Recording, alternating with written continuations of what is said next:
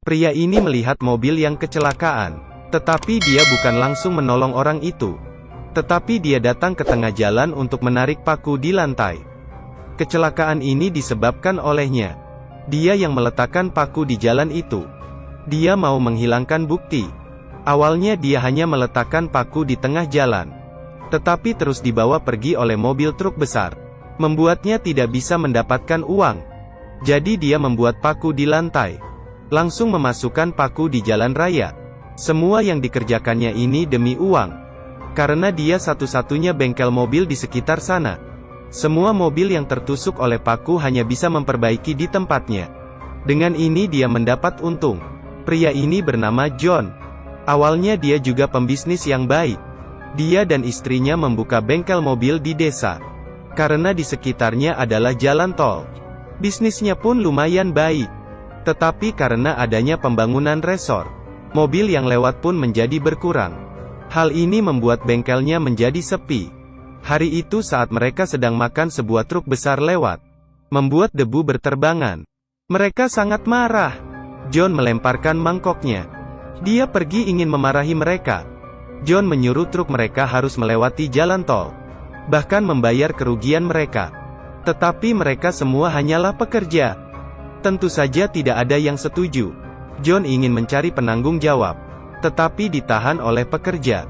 Tanpa sengaja dia menabrak putri bos. Bos sangat marah. Langsung melapor polisi. Polisi juga merasa John salah. Konstruksi mereka berjalan dengan normal. Prosedur dan datanya lengkap. Dan berkata John sengaja mencari masalah saja. Di saat perjalanan pulang John melihat ada sebuah mobil yang rusak. Karena sudah terbiasa dia pergi memeriksanya. Ternyata hanya beberapa katup yang rusak. Tetapi mobil ini sudah diperbaiki oleh bengkel sebelah. Pemilik mobil sangat marah mendengarkannya.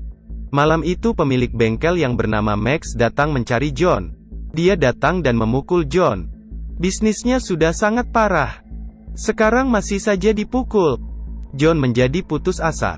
Untung saja hari itu ada sebuah bisnis di bengkelnya. Ban mobil tertusuk lembaran besi. Hanya hal biasa dan murah saja. Tetapi sudah lama dia tidak ada pemasukan. Jadi dibuka dengan harga tinggi. Pria itu merasa sangat mahal. Tetapi pacarnya terus memanggilnya.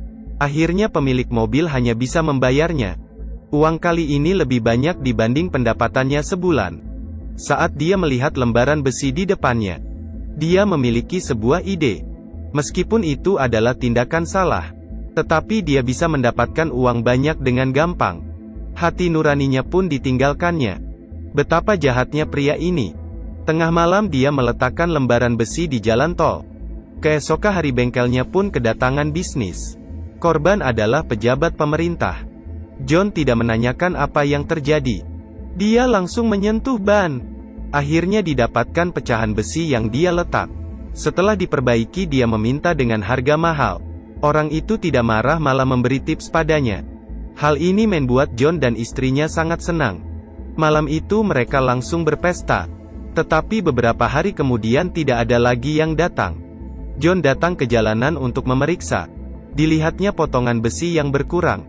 Seharusnya ada yang datang untuk perbaikan. Saat dia bingung, sebuah truk besar lewat. Pecahan besi itu terbang menjauh oleh karena truk. Malam itu dia mengubah potongan besi. Kemudian diletakkan di jalanan lagi. Ternyata istrinya datang. John pun terkejut. Istrinya sangat khawatir dengan tindakan ini. Jika diketahui maka akan dipenjara. Tetapi hati nuraninya sudah tidak dipikirkannya lagi. Dia meyakinkan istrinya. Setelah itu bisnis bengkelnya mulai membaik. Awalnya istrinya tidak mau. Tetapi karena uang di tangannya semakin banyak, dia pun mendukung suaminya. Bahkan jika wanita mendukung tindakan begini akan lebih parah daripada pria. Hari ini bos pabrik lewat. Kemudian terjadi kecelakaan. John melihatnya dan berpikir, kehilangan bisnis disebabkan oleh dia. John tidak ingin memperbaiki mobilnya. Tetapi bos ingin membayar 2 kali lipat. John pun setuju karena bujukan istrinya. Mobilnya selesai diperbaiki. John meminta 1 juta. Bos tahu sangat mahal, tetapi juga dibayarnya. Sebelum pergi bos memperingati mereka. Dengan cara ini menghasilkan uang pasti akan kena karma. Istrinya sangat marah mendengar perkataan ini. Dia ingin hidup kaya. Malam itu dia menyuruh John untuk meletakkan paku di jalanan. Dengan cara ini akan lebih efisien. Keduanya bersepakat dan mulai meletakkan paku di jalan. Agar lebih tahan mereka juga menekan skrup ekspansi. Dengan cara ini bisnis mereka akan lebih baik. Mereka menjadi kaya. Istrinya mulai berfoya-foya. John juga membayar hutang bahkan membeli mobil. Saat orang lewat dia pun mulai pamer. Sengaja memperlihatkan bahwa dia membeli mobil. Tetapi tidak berjalan mulus. Tidak lama kemudian putri bos diculik. Polisi bertanya apakah ada yang dendam padanya. Atau pernah menyinggung orang lain. Bos hanya teringat John saja.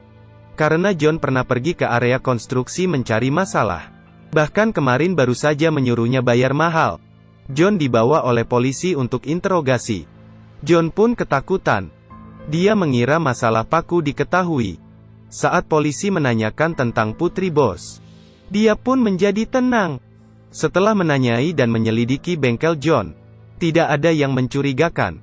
Polisi melepaskan John. Tetapi polisi merasa aneh. Diketahui bahwa Max tidak suka pada John. Maka disuruhnya memantau John. Pemantauan ini membuat Max tahu rahasia mereka.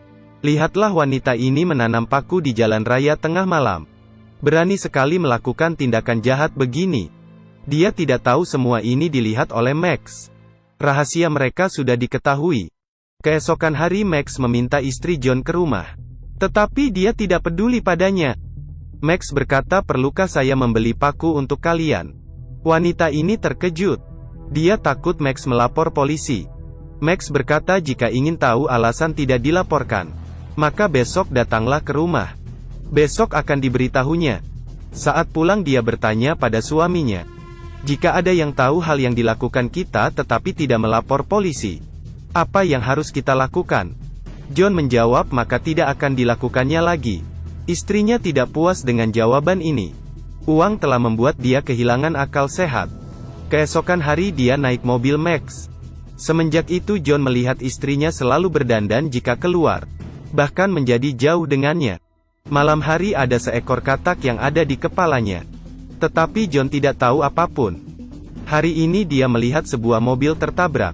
John segera menarik paku di jalan. Supirnya adalah pejabat pemerintah yang memulai bisnis pertamanya. Di saat dia melihat John segera berlari, John merasa aneh dan berlari mengejarnya. Tiba-tiba dia mendengar suara dari bagasi. Setelah dilihat ternyata putri dari bos itu. Karena hal inilah masalah paku tidak diketahui. Malah dia menjadi pahlawan di desa ini. Demi berterima kasih bos memberinya uang. Dengan uang ini John meningkatkan bengkelnya. Bahkan membeli banyak ban mobil.